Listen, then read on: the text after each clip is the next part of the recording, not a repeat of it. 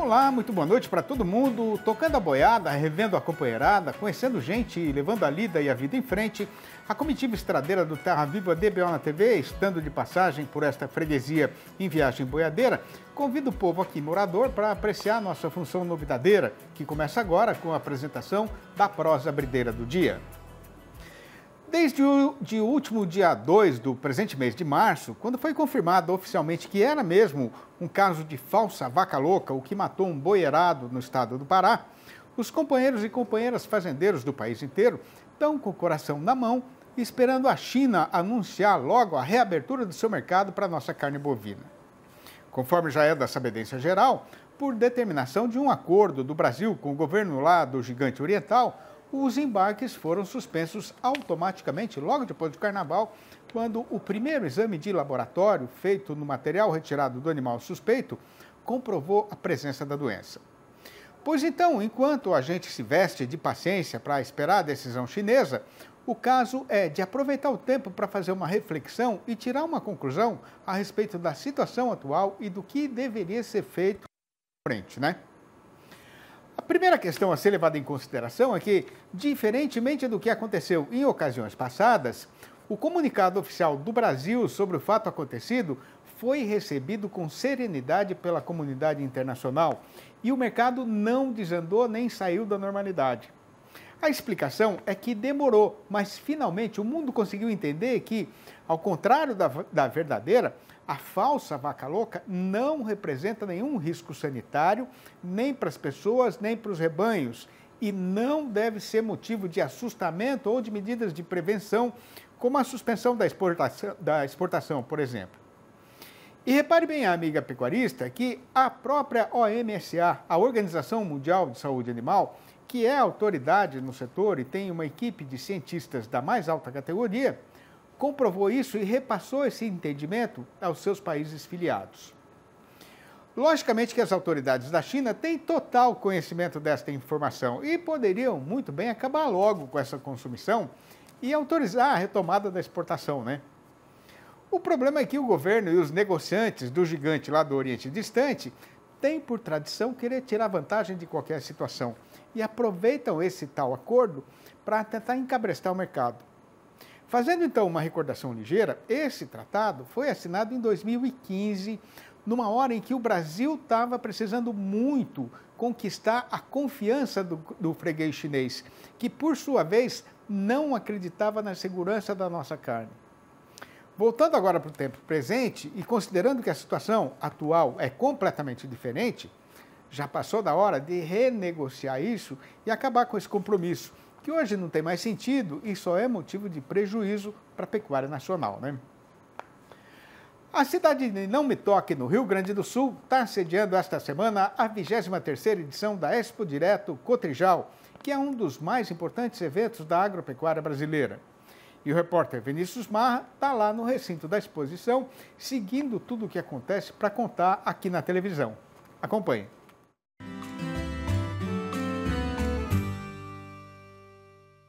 A gente vem falando aqui durante a semana, né, que a pecuária, né, vem ganhando cada vez mais destaque aqui também na feira. Hoje de manhã teve o Fórum Estadual do Leite e outras atividades voltadas para a pecuária. E para falar um pouquinho mais desse crescimento, né, e dessa preocupação com a pecuária, tanto de leite quanto de corte, né, e os cuidados que os produtores rurais devem ter, nós convidamos aqui, claro, uma mulher para falar com a gente hoje, a Eliana Jeremia. A Eliana, ela é especialista em desenvolvimento de mercado da Mosaic Fertilizantes. Liana, primeiro quero parabenizar pelo seu dia, que seja um dia muito especial, cada vez mais sempre especial para vocês. Muito obrigado e, claro, parabenizar todas as mulheres aí do agro, mulheres guerreiras que trazem desenvolvimento para o setor e estão mostrando aí que o potencial da mulher no agronegócio é imenso e contribuindo cada vez mais com o crescimento desse setor. Há uma mudança de visão, né, do pecuarista também sobre a preocupação com a pastagem, né? Com certeza. A pecuária, de modo geral, seja ela de leite ou corte, ela vem se desenvolvendo cada vez mais. E assim como as culturas agrícolas, a gente está sempre muito preocupado em desenvolver tecnologias que venham a agregar, contribuir com a qualidade e saúde do solo, fertilidade dessas plantas, porque se eu consigo nutrir melhor uma planta forrageira, ela vai se desenvolver de uma maneira muito mais eficiente, ela precisa ser tratada como uma cultura que tem um potencial de produção específico, a colheita dela é uma colheita diferente, por exemplo, de uma cultura de grão, então ela precisa ser tratada, cultivada de uma maneira específica. E então, nada mais coerente do que trabalhar produtos que venham a suprir essas necessidades, nutrindo essas plantas de maneira eficiente, e isso vai se converter em maior produção de leite, maior ganho em arroba, melhor acabamento da carcaça. Esses cuidados todos, eles podem melhorar esses desempenhos em quantos por cento, assim, Eliana? Com certeza. A gente tem trabalhado aí no mercado com as tecnologias e a gente tem visto aí aumento de produção, por exemplo, em arroba por hectare, aumentos significativos de 20 até 30 arrobas. Então, você trabalhando a cultura de uma maneira mais específica, você também vai ter um resultado mais satisfatório. Rendimento de carcaça em torno de 50% melhor comparado a um sistema um sistema convencional, e também na pecuária de leite. E vale lembrar, que são produtos tanto para pastagem como também para as cultivares que são destinadas à conservação. Feno, pré-secado, silagens no geral. Para a pecuária de leite, por exemplo, tem aí aumentos de 4 a 5 mil quilos por hectare a mais de matéria seca, e com essa melhoria tanto nutricional, a gente melhora o valor bromatológico dessas plantas e reverte também em melhor produção de leite. Ganhos aí acima de 3 mil litros a mais por hectare.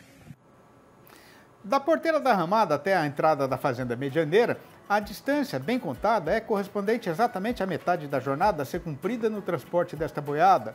E com esta primeira parte já vencida, a gente faz aqui uma parada ligeira para retomar em instantes a nossa lida marchadeira. Aguarde. Conforme já é da sabedência geral dos companheiros e companheiras fazendeiros, o povo todo da pecuária brasileira vai ter de se vestir de paciência para conseguir esperar a China tomar a decisão de reabrir a porteira do seu mercado para a nossa carne bovina, que ninguém tem nem ideia de quanto tempo ainda pode demorar. Por outro lado, aqui no nosso próprio terreiro, a negociação já está querendo voltar para o seu roteiro costumeiro, porque o trabalhador brasileiro está recebendo o dinheiro minguado do salário e o resultado é que o açougueiro já está vendo um ligeiro aumento do movimento no balcão do seu estabelecimento. Pois então, para adquirir perfeito entendimento a respeito do rumo que o carretão está pegando no eito, a gente vai ter a satisfação, mais uma vez, de esticar uma prosa com a engenheira agrônoma Jéssica Olivier, analista da Scott Consultoria, que está em Bebedouro, aqui no interior paulista. Mas a Jéssica vai participar do programa nesse dia especial, não só para falar do mercado, mas também para receber os nossos cumprimentos pelo Dia Internacional da Mulher e os nossos agradecimentos pela extraordinária contribuição de todas as mulheres da pecuária brasileira.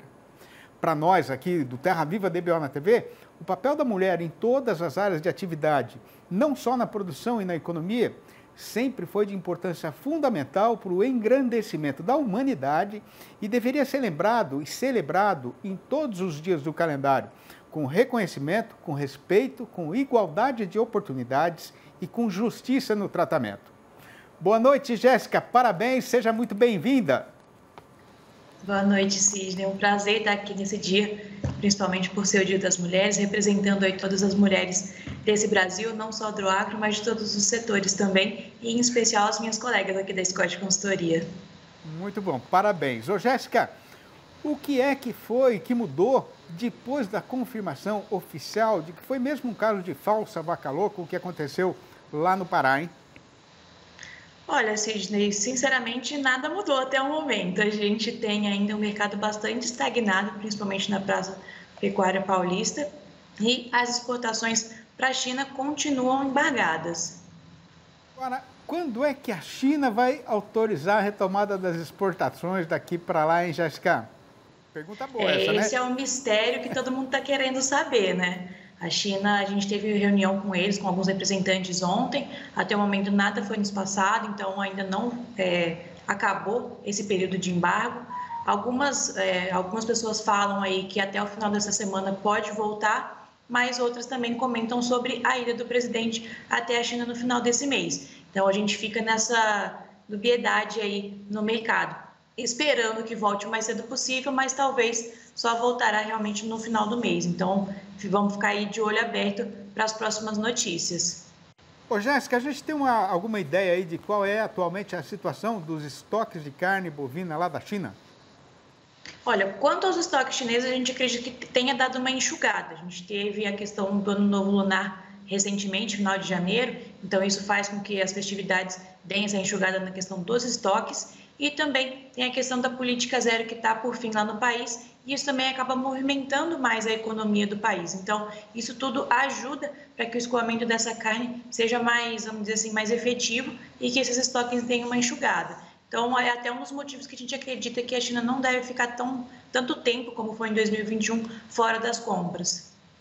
Ô, Jéssica, além da China, né, como é que foi que o mercado internacional, em geral, recebeu a confirmação da falsa vaca louca aqui no Brasil?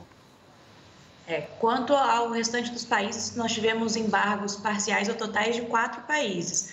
A Rússia embargou animais acima de 3 meses, carne, né, de animais acima de 30 meses, provenientes do Pará. E nós tivemos também o Irã, Jordânia e Tailândia suspendendo totalmente as exportações de carne bovina do Brasil. Mas esses 4 países juntos aí representam um pouco mais de 2,5% de tudo que foi exportado em 2022. Como Rússia foi parcial, os outros 3 países representam só 0,7%. Então, é um volume relativamente baixo que não deve trazer tanto impacto nesse mês de fevereiro, março agora para exportação.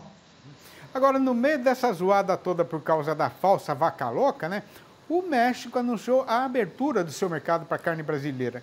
Qual é o significado disso para o nosso setor exportador, Jéssica? Nem só de notícia ruim vive o setor exportador de carne, né? A gente teve abertura para a Indonésia também no início do ano, de novas plantas, e agora vem essa notícia do México em boa hora, né? Para animar um pouquinho a questão da pecuária brasileira. O México, ele não é vamos dizer assim, um importante importador de carne. Ele está mais ou menos ali em 15º lugar em 2022 no ranking mundial. Importou coisa de 165 milhões de toneladas de equivalente de carcaça. Mas a gente reitera que toda a abertura de mercado é sempre positiva para o Brasil. De grão em grão, vamos dizer assim, a galinha enche o papo e a gente vai deixando de ser tão dependente da China, né? Todo mundo começa comprando um pouquinho, mas vai aumentando com o tempo essas compras de carne bovina nossa.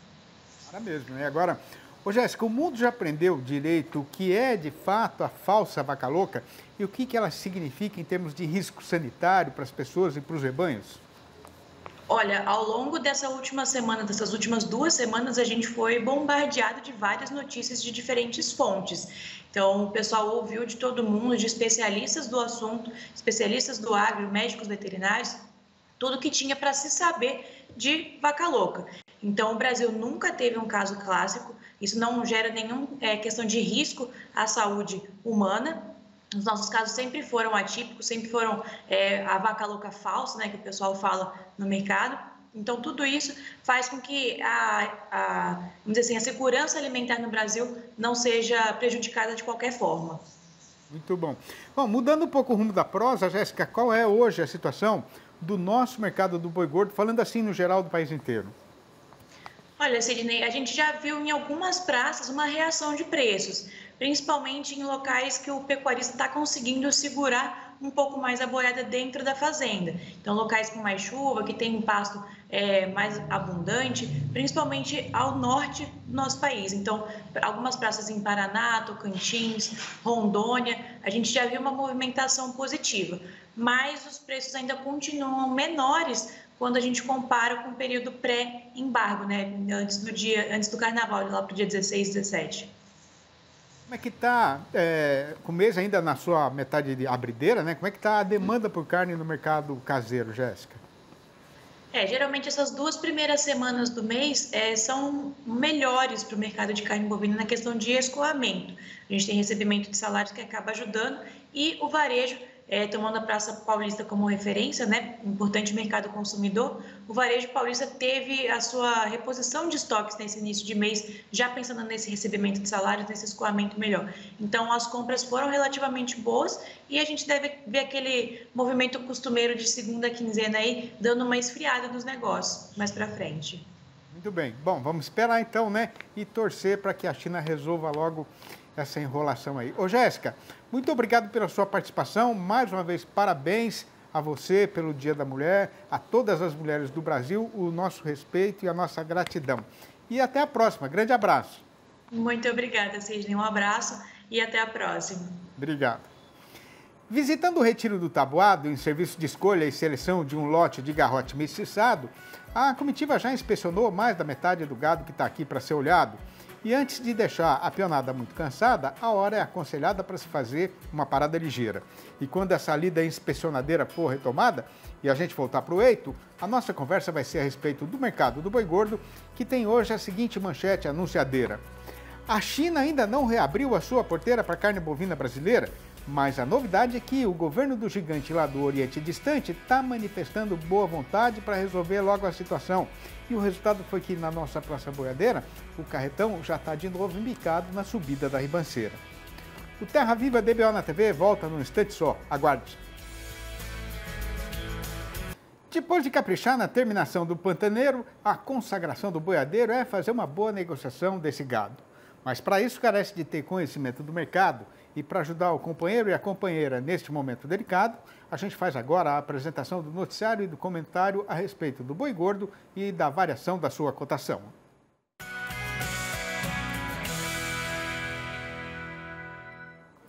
Antes de passar na peneira o caso acontecido na nossa Praça Boiadeira, é necessário e carecido deixar esclarecido que ainda não está na hora de soltar rojão e fazer comemoração. Mas é verdade verdadeira mesmo que o carretão já está de novo embicado na subida do estradão.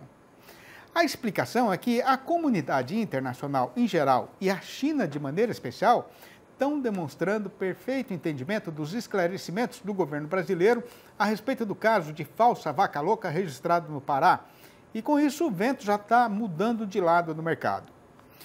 Pois então o companheiro e a companheira fazendeiros que já roeram a unha inteira de tanta ansiedade, fiquem informados de que a novidade que tem para ser contada é que, nesta terça-feira, dia 6, as autoridades sanitárias brasileiras fizeram uma reunião virtual com os dirigentes do gigante oriental para discutir tecnicamente a questão. A boa notícia foi que, depois de escutarem com atenção tudo o que foi falado pelo pessoal do nosso lado, os técnicos chineses disseram que estavam satisfeitos em relação ao que foi feito para controlar e esclarecer a situação. Melhor ainda do que isso foi que eles agradeceram e dispensaram o governo brasileiro de mandar uma comitiva de especialistas no assunto para ir pessoalmente lá para o outro lado do mundo para fazer mais reunião e repetir a mesma falação do que os cientistas chineses já estão cansados de saber. Acontece que, pelo acordo entre os dois países sobre o enfrentamento da vaca louca, seria obrigação do Brasil mandar uma delegação assim lá para Pequim. E essa dispensa pode ser uma indicação de que eles não vão demorar para reabrir a porteira para a carne brasileira. Mas enquanto espera esta definição, repare a companheira fazendeira que, além de 4 países que estavam comprando muito pouco da gente, ninguém mais da nossa freguesia decretou alguma proibição de entrada da nossa mercadoria. E muito pelo contrário, né? Justamente quando o nosso setor pecuário estava padecendo debaixo desta consumição, o México anunciou a abertura do seu mercado para o produto brasileiro, o que significa não só um possível aumento na quantidade a ser exportada, mas também um importante reconhecimento da qualidade e da segurança da nossa produção. No balanço do dia da Scott Consultoria foram apuradas mudanças nas cotações em 12 das 32 regiões pesquisadas do Brasil inteiro, sendo que a arroba subiu em 8 dessas praças e caiu só em 4. No norte das Minas Gerais, a alta foi geral, com o boi indo para R$ 241,50 e a vaca para R$ 231,50, a prazo e livre do fundo rural. No norte do Tocantins, o macho avançou para R$ 233,50 e a fêmea para R$ 212. Em Campo Grande, a capital de Mato Grosso do Sul, a vaca melhorou para R$ 238,50. Em Dourados, O macho pulou para R$ 261 e a fêmea para R$ 241,50. Em Cuiabá, capital de Mato Grosso, o boi aumentou para R$ 238,50. No sudoeste do estado, o macho encareceu para R$ 241,50 e a fêmea para R$ 226,50. Mas no norte do estado, o boi foi rebaixado para R$ 236,50. Em Goiânia, capital do Goiás, a vaca piorou para R$ 231,50. Já no sul goiano, a fêmea subiu para R$ 226,50. A mesma coisa aconteceu com o boi de Marabá, no Pará, que já está custando igualmente R$ 226,50. Nas Alagoas, o mercado foi para o lado contrário, com o machado cortando o preço do macho para R$ 278 e o da fêmea para R$ 268. E no sul da Bahia, o boi desandou para R$ 246,50. No tempo da mocidade, eu tive um alazão tostado, ganhador de carreira, mas isso ficou no passado porque era uma vaidade passageira, que não tinha nenhuma utilidade verdadeira. E hoje não vejo mais vantagem de apostar corrida. Para mim, um cavalo, para ser bom, tem de ser firme na lida e companheiro na viagem e na vida. Porque sem ele eu me perco nos trieiros e no tempo. Sou mais lento e não posso acompanhar o vento. E não tenho as suas asas para poder voltar para casa. Foi desse jeito, contando pedacinhos da nossa vida e da nossa lida de todo dia em forma de poesia, que eu fiz os 4 livros da minha série Versinhos de Caipira, nascidos com a intenção de ser uma celebração da legítima cultura sertaneja brasileira. Não tem para vender nas livrarias, e se o companheiro e a companheira boiadeiros ou não gostaram e quiserem saber como fazer para comprar um exemplar ou logo a coleção inteira, podem falar diretamente comigo. O meu telefone é o 11 98224 1807. 11 98224 1807. O e-mail é sidneymasco@uol.com.br e eu também estou lá no Facebook. Pois então, terminando mais uma função sempre daquele nosso jeito, com alegria e satisfação, a gente vai deixando o eito para levar a nossa cantoria para outras freguesias, mas na despedida já fica prometida a volta do Terra Viva DBO na TV para amanhã, às 6h30 da manhã e às 7h25 da noite. Um abraço para todo mundo e até lá então.